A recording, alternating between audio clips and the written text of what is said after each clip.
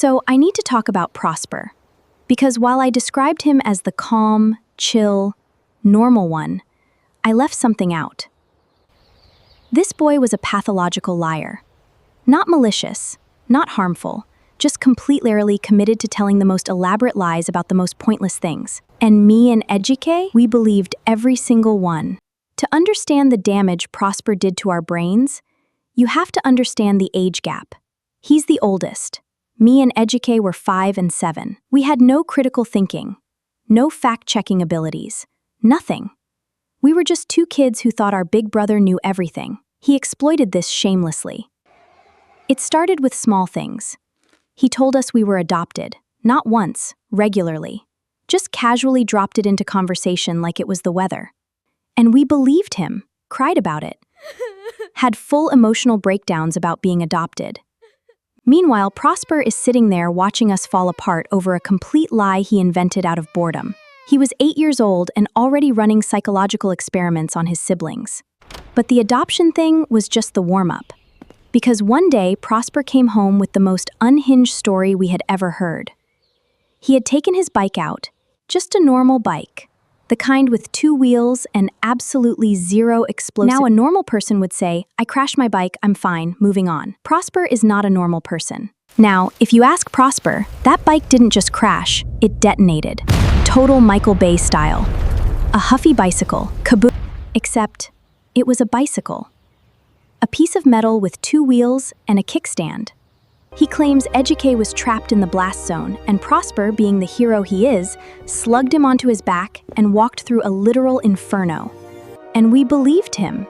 Me and Ejike sat there completely convinced that our brother had survived a bicycle explosion and carried someone to safety like he was in a Hollywood film. We believed this story for 3 years.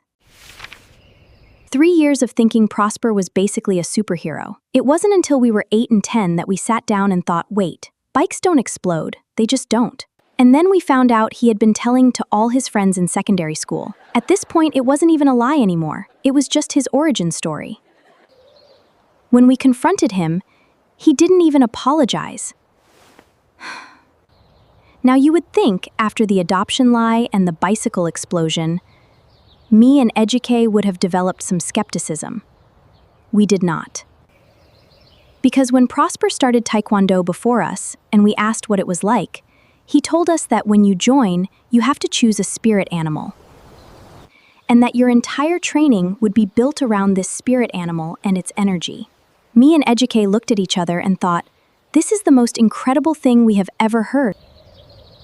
Prosper decided he was the grandmaster, conducting trials to see which spirit animal we were worthy of. For the cheetah test of speed, he had us running laps around the yard like we were training for the Olympics. We were so focused, we didn't even realize he was just watching us for fun. Then came the tiger test of strength. We were dropping for push-ups like we were in boot camp, sweat pouring, arms shaking. We were giving it 110%. The snake, for flexibility. He made us attempt the splits. Then there was the bat. He'd throw balls at our faces in the name of martial arts training.